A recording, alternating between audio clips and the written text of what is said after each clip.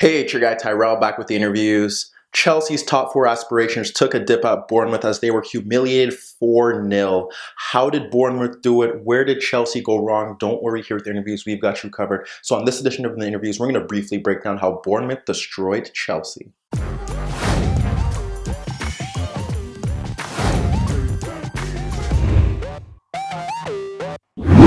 So before we get into today's video, don't forget to give our video a thumbs up if you do enjoy it. The bell below does give you daily notifications regarding our organic, unfiltered soccer/footy analysis. And don't forget to subscribe to our channel. In today's video, we're just going to briefly break down why Chelsea struggled at Bournemouth and how Bournemouth were able to pick them off. So first, let's get to the starting lineups. We look at Chelsea 4-3-3, Gonzalo Higuain, Pedro, and Eden Hazard up front. In midfield, Kovacic, Jorginho, and Conte. Then we move to Bournemouth, more of a 4-4-1-1. We had King ahead of Brooks, out in the wider area, Stanislas, and they went with Fraser, and in midfield, Gosling and Sermon. So now let's get to the game, see what issues Chelsea had in terms of their system and approach, and how Bournemouth were able to expose it. So when you look at Chelsea against Bournemouth, the way that Bournemouth were set up kind of gave you a great idea as to how they were looking to approach the game. They dropped off into two banks of four. Their attacking players all possessed speed to break on the counterattack, and they weren't really looking to push forward and take the game to Chelsea. At times, you did see them press a bit higher, and that's how they did go about it. They had Fraser and Stanislas closing out in those wider areas, and what was more interesting was the roles of King and Brooks. At times, you saw them stepping to Rudiger and Luis when they need to be, but for the most part they sat within goals either side of Jorginho to try and ensure that he was unable to really dictate the game from his zone. So they tried to stop that there. They pushed out into two banks of four, and they really kind of just put faith in the way that they did have their shape and that Chelsea couldn't break them down or play them behind. What we often did see was Rudiger and we saw Luis step forward, and they were able to find passes in between the pockets. So Chelsea's players were able to drop into that space. We saw Higuain drop there, we saw Hazard drop there on occasions, and the center backs were able to ping passes out into those areas. But the biggest problem with Chelsea is that in this system, a lot of patient possession. Yes, they're trying to pull markers to them so they could play the triangles and get around them, but for the most part it was about who were they going to find in that creative role to offer those chances, because if you take Jorginho out of the game, who else is going to make the difference? Kovacic was breaking forward but often playing sideways passes. Conte isn't fit for that role either. You have Hazard and Pedro who are looking to come in. Higuain did a good job with his back to goal linking play, but again, you have Emerson pushing forward, but no real combination between Hazard. It was a bit odd that sometimes Hazard would get the ball in these zones and offer to not pass to Emerson, play passes in between Higuain, try to find those tight, intricate passes in the tight spaces, but they were unable to find that final pass. And that was one of the issues with Chelsea here, was that they were playing in very tight spaces, trying to really break them down with quick passing plays, but it wasn't really working. Pedro often drifting out into central areas, carrying the ball from deep, then pushing forward, but no real threat there. And with Jorginho taken out of the game, despite Chelsea being able to find the ball in those pockets, were unable to really get in behind this Bournemouth backline. When you think about some of their chances, you have Hazard dropping off and cutting in on Gosling and firing a shot from distance.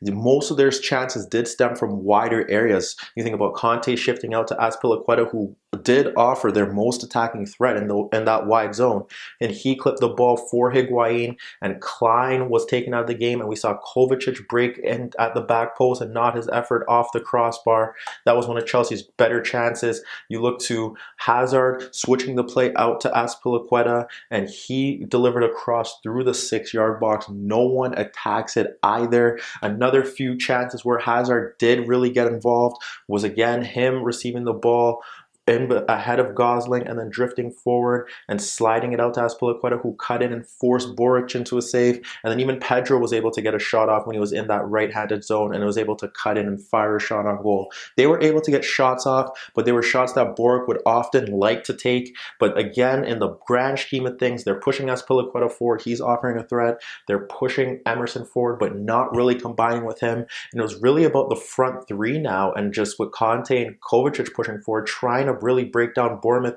in these spaces. And even though the first pass took them out, they would instantly drop back into a back four and really cause Chelsea some issues there. Whereas for Bournemouth, when you look at the way the shape is, there's so much threat on the counter attack, and we look to 3 chances in particular in that first half where you see Rudiger step forward and play a pass in between the midfield bank for Pedro, who tucked in. And when Pedro tucked in between the lines to get the ball, Ake quickly stepped to him. And when he stepped to him, you had King pick up the ball, who was able to get past Jorginho and drive forward. And he slides the ball out to Brooks on the right-hand zone. Fraser breaks in and he slides it out to him. But his cross was poor and nothing came from that.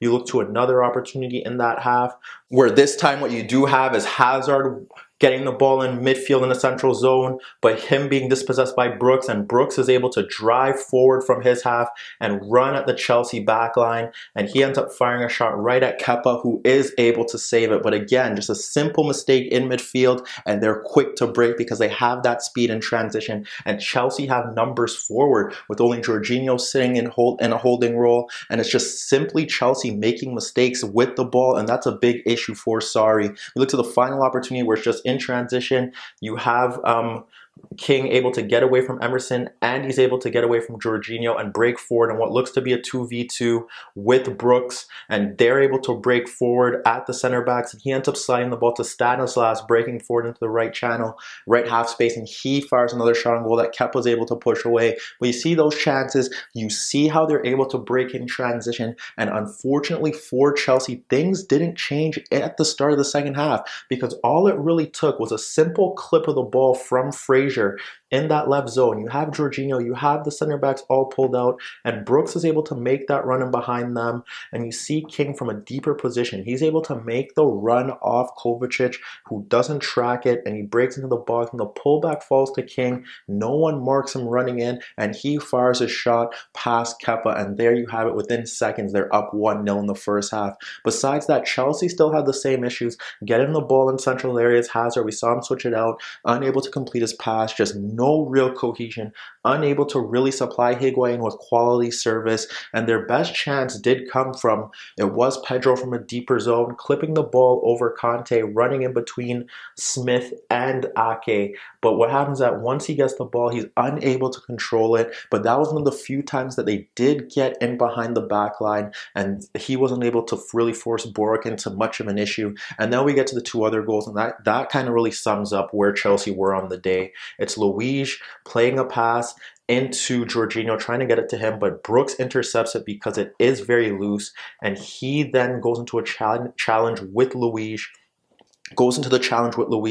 The ball does fall to King, who clips the ball over Rudiger for Brooks, and as he breaks forward, he's able to beat Kepa, and that puts them up 2-0. We see Jordan Ibe come on for Brooks, which does see Stanislas move to a central role, and it does push Ibe out to the right. We do see eventually after that Willian come on for Pedro, but nothing really changed, and their third goal kind of sums up the issues that Chelsea had, because you have Conte trying to press from the front, trying to close down Klein, and what happens is that Ibe drops off and he pulls out Emerson, and when he pulls out Emerson, he gets the ball back to Klein, and Klein wraps the ball around David Luiz for Stanislas breaking forward. Rudiger has to come across, King runs across Azpilicueta, ball played across, and he's able to tap it in. When you break things down as a whole, you look at Chelsea's setup, they have wide fullbacks pushing forward, not really getting the best out of the left side, but they got the best out of Azpilicueta.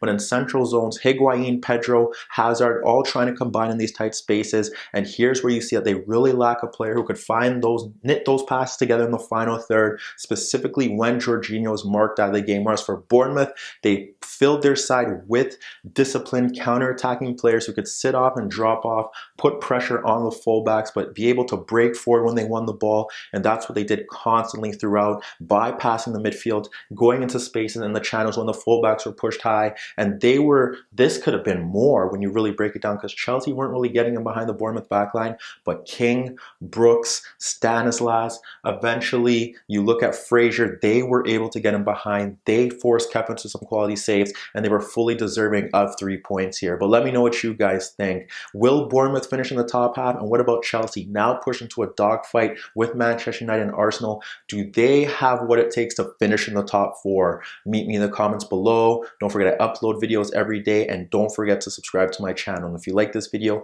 give it a thumbs up. And that was your daily dose of the interviews.